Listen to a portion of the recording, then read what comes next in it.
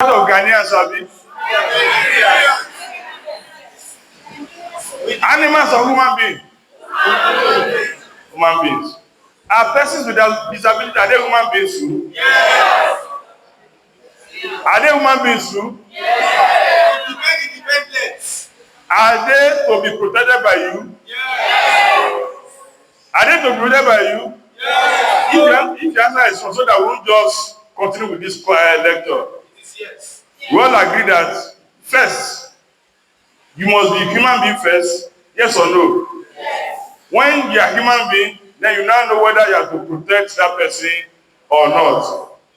Abi? So why we are here is protection. And why your organization is being established what? Safety to protect. And why you are being appointed is what? Safety to protect. And why are you protecting Nigerians? Whether male, female, short, long, longer, and what? Longest. So those are to protect. So your protection extends to the people classified as what? Persons with disability. I know the first lecture, they've told us the categories of what? Persons with disability. You have the blind. For some of us, we've seen them, you've seen us, or whether on the TV or on the street. For some of us, maybe you're just seeing the blind person for the first time, except those begging for hands on the road. Yes or no? I know if they ask somebody here that a blind person can be a lawyer, some will argue,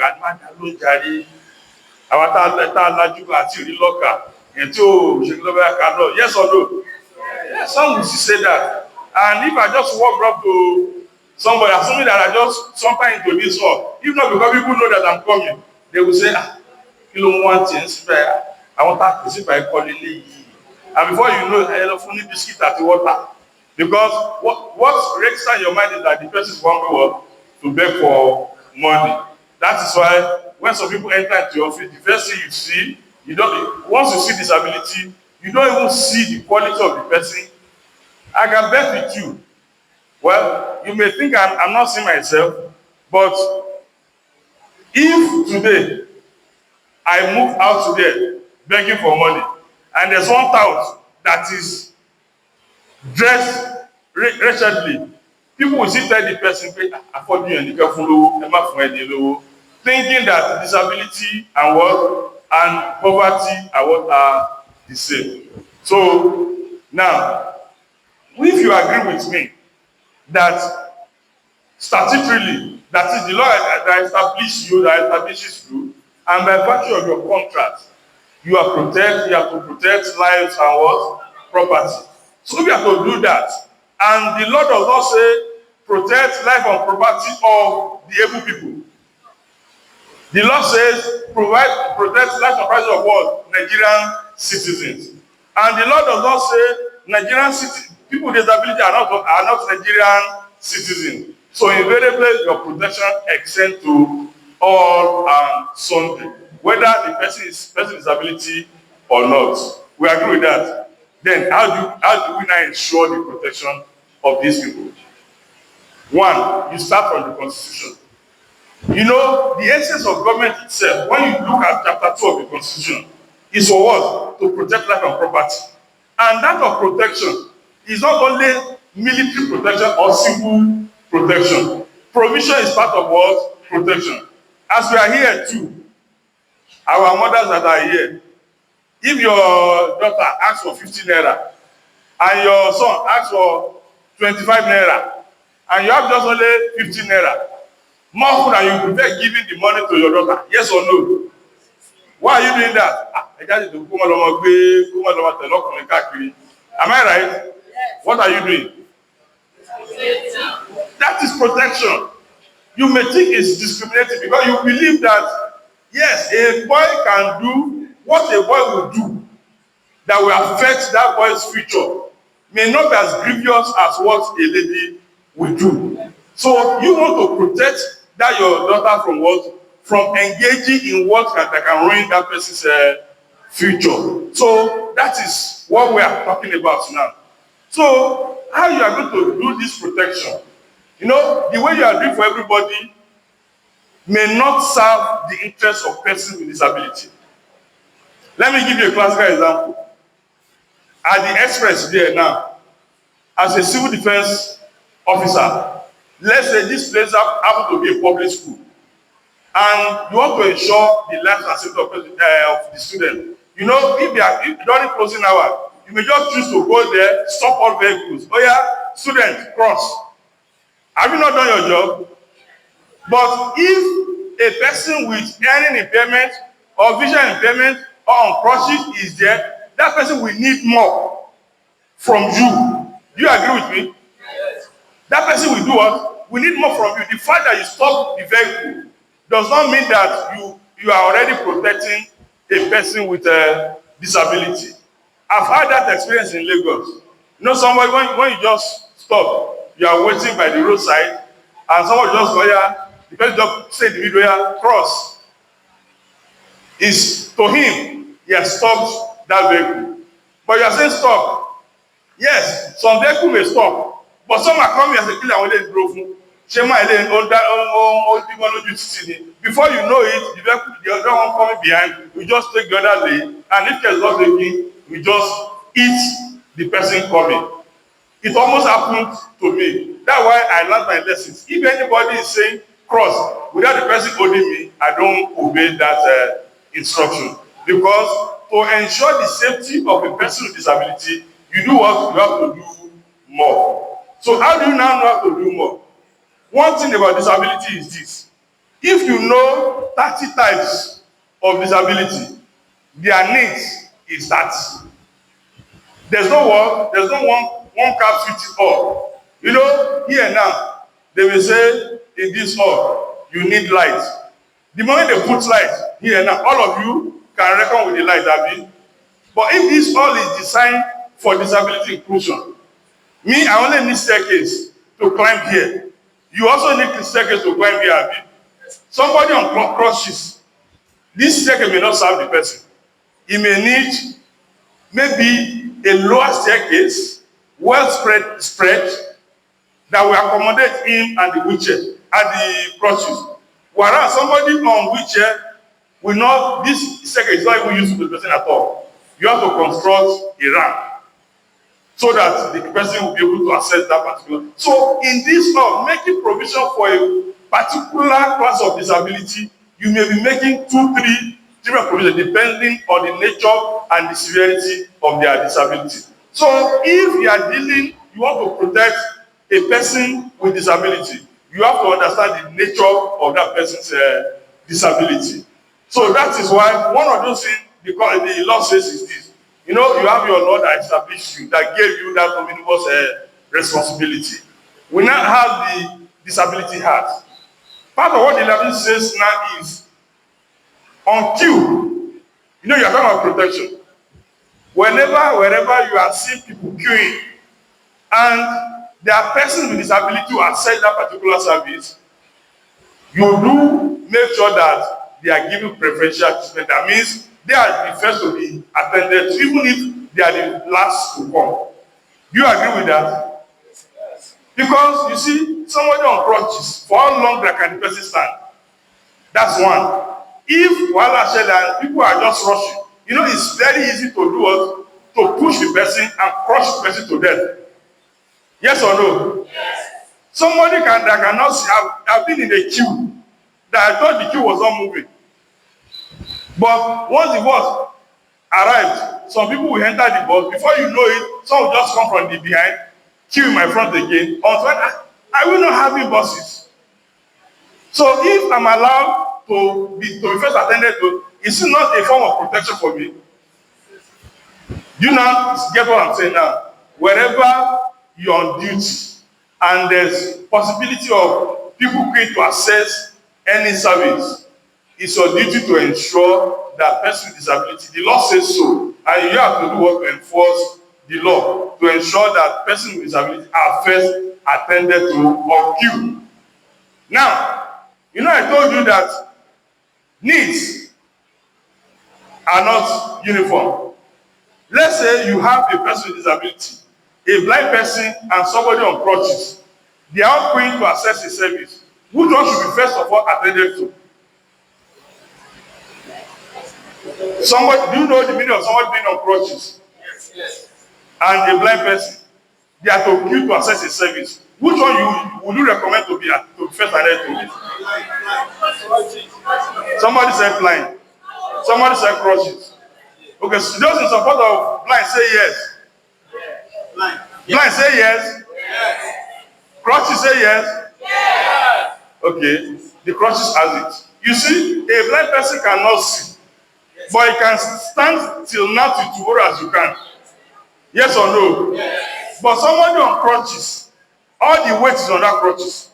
Just imagine yourself asking you to stand with one leg, maybe for 1 or 2 hours. Which one will be more tedious? You standing with your 2 legs or 1 leg, which one is better? 2 legs. So those are the things, tips you have to know, because you know you are talking about what? Protection. And what? Safety. So for when you have that too, then that's one. Then when it comes to, let's say for example, they are talking about movement. You see a blind person and a deaf person, and you have to lead somebody out of this particular place. Who will you lead first? Those that are support of deaf say yes. Deaf say yes. Deaf say yes.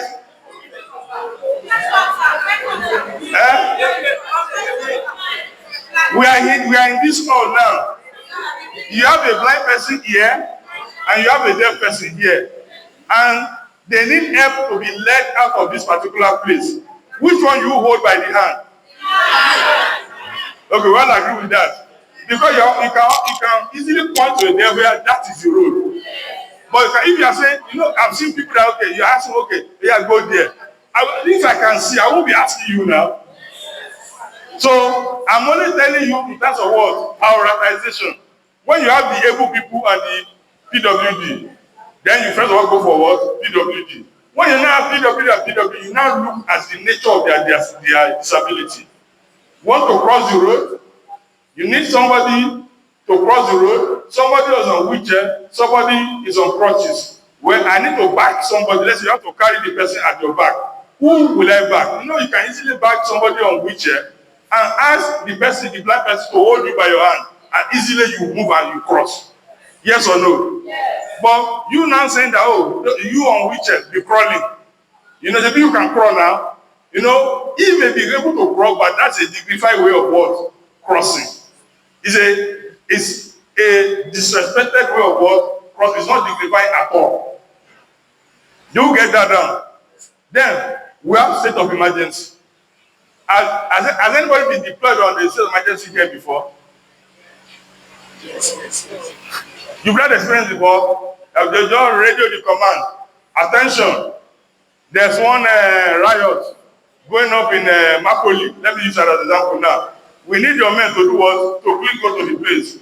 Or there's a fire outbreak in so place. We need your men to do what? To quickly move to the scene. If you are going there, are you going there to watch? What are you going there to do? To rescue. The law says when you get there, you look out for persons with disability. You first of all rescue them before you rescue other people. Good law or bad law? Some people are not agreeing. Good law, bad law? Why is it good? Why is it bad? They cannot what? Help themselves. They need to be what? Helped. And don't you think, because some people will argue that somebody that is disabled already, it's not good for the person to die first. And let's be sincere now. I've seen people that said, I've heard of highly placed people that they said, okay, well, they need money to pay for school fees of PWD. And parents said, I want to able to go to law school. Yes or no? Is it possible? Is it sayable? Just imagine the problem you're having now. You now write, so if care is not taken, by the time you are bringing your memo, say, okay, you want to train your men on PWD. Which one is PWD inclusion? We are still talking of buying pattern shoe for our men. You are saying we should bring this X amount of money for PWD. Don't worry about them, that they should stay in their house. Let their parents ensure they are in safety. I've seen police officer blaming the parents that kí ló ń wò tí wọ́n fi ṣọmọ ẹgbẹ́ eléyìí. Because that child is what? A PWD. They believe that the safety and protection of the child must be with the parents or the caregivers. So with this training now, do you agree that it's only the duty of the parents to ensure protection of their children? Do you agree that even the parents can abuse the children? Do you agree that if the parents are abusing the children, it's part of a responsibility to arrest and prosecute the parents? Yes. So that will not take us to our third point. So, you know, when you look at your name, they said Nigerian security and what? You know, civil, they didn't say military defense. Civil simply means they are minor civil offenses, criminal offenses. They are not military in nature, but they are what? Civil in nature. Either you like it or not, if you are not a Christian, you are a Muslim, or you are a traditional practitioner. Yes or no? Yes. And that's why you are all neighborhood people, you don't stay in the sky. Do you stay in the sky? I'm not aware of a different town for core members. Do you have another town that you stay? You still stay in the world, in the community. So either you like it or not, you see people, whether protecting, taking care. If I should pass the mic round now, some of you will have what? Testimony to give. You will see a woman that has already been taking care of his disabled child, yes or no? Some will tell us how some people are maltreating their disabled child, yes or no? It's possible, Abi? So henceforth, when you see such, the law allows you to do what? To prosecute the perpetrator, whether the parents. It's not that people get alone. So because the law, the discrimination says that even parents and caregivers must not what? Mishandle, malhandle, or mismanage persons with a disability. There's one that is very common. Either I like it or not. Am I right or wrong? Are you seeing people using PW to beg for arms? Do you know it's not against the law? So henceforth, what are you supposed to do? You arrest them. That are they aware that what they are doing is against the law? You don't, because that's what we call dehumanization and inhuman treatment, harmful practices of persons with disability.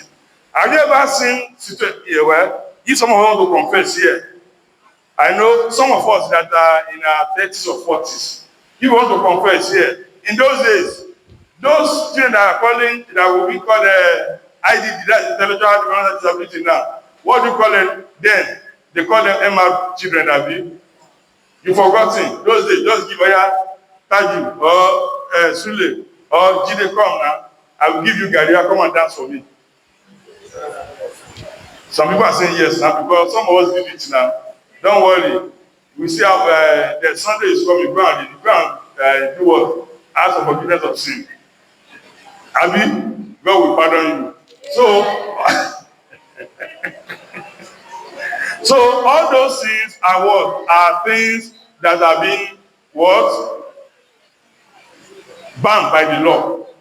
They are not being prohibited by the law. Don't say because a child has disability, he cannot think straight, and you now take him or her to be an object of ridicule. Ridicule in a way that you just want to make jest of that particular person. You say, pow. Don't worry. Today, now, yeah. Come here for me, no, yeah, Joe for me. That's okay. You know how you charge to buy me for this, that. But you are not doing it to protect that particular child. You are not doing it to promote that particular child. But what you are trying to do is just to make a laugh out of that child's deficiency. So henceforth, that is not doing that. You are doing what? You are discriminating against that particular child. And as a man of, as a law enforcement agency, you have to ensure protection. Protection that we are talking now is not until when the person is in a state of danger. Any perceived danger, that is why you have it across local chapters. That you have it there across local chapters. You see people, there's a case that we had in Lagos. When the parents are not around, a particular guy took advantage of this particular lady who is a developmental disability, impregnated the lady, and at the end of the day, the guy ran away. I want to believe that, and when it happened, nowhere to report to, because then this idea of having a disability desk across was not in place. Just imagine this Abeokuta. If that thing happened in Ogun State, and we heard that the person ran to, let's say, Niger State, you know, NSDC is one of it. It won't take you anything before you just radio those in the NSDC Niger disability officer there. Please, we have a case reported there. We heard that the perpetrator is within your jurisdiction. Please help us make an arrest and bring the person back here. That is part of what protection. You know, you have that referral system. You have how you work together in that aspect.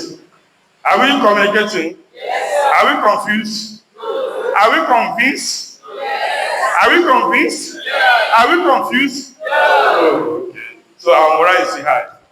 We'll take it higher. And this afternoon, Abi. But let me, Monza. Abi, am I right? Yes. Even in the middle of the night, you see Monza. Abi. When the sun is close, you see Monza. So if Monza, so it's only blind people that can say good morning when it is afternoon, except the outside. You are born blind and technically.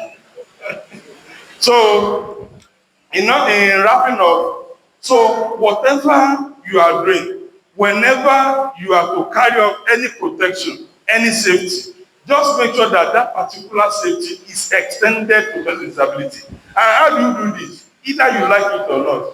Disability is part of our system. Who wants to live up to 80 here? More than that.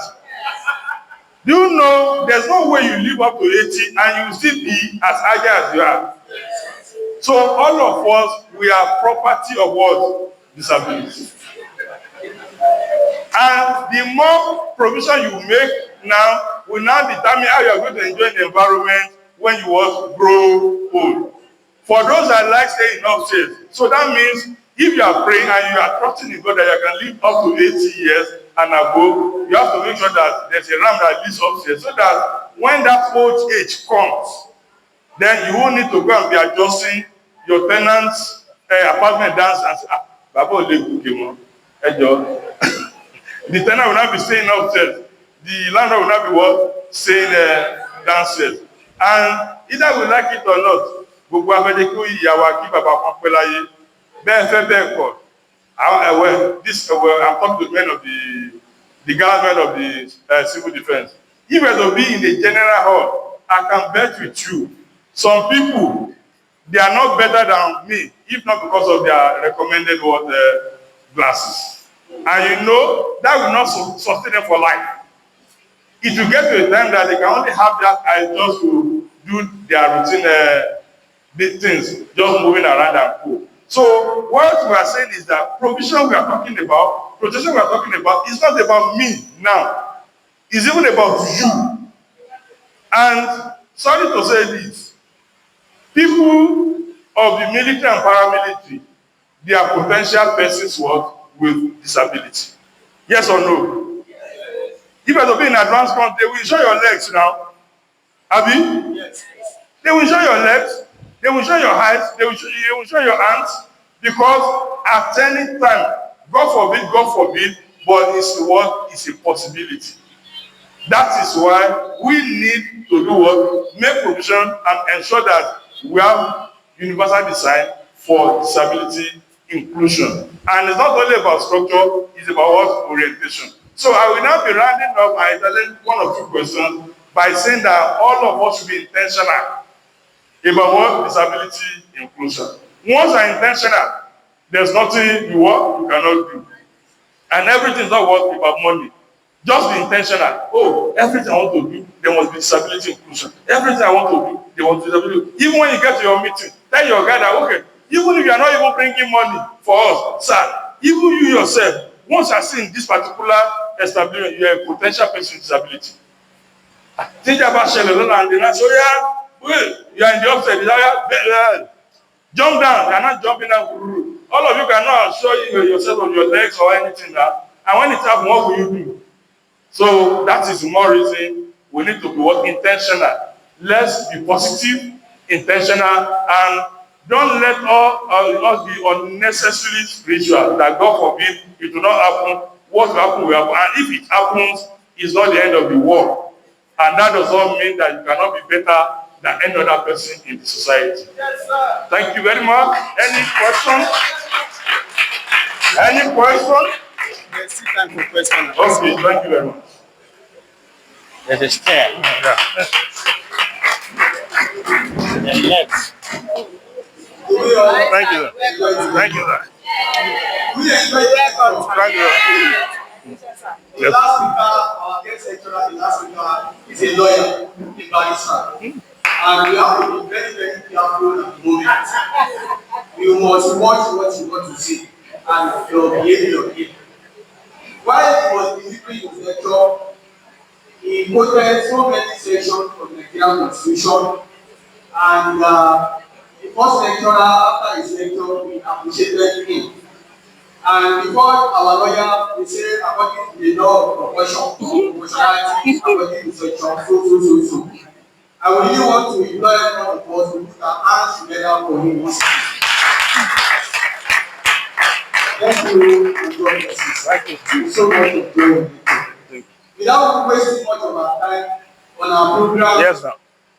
we have another lecture, which will be the last lecture for today. And this is protection of persons with disability, making it work. This will come from instructions to shameful. Yes. So, Now, let us listen to the last lecture.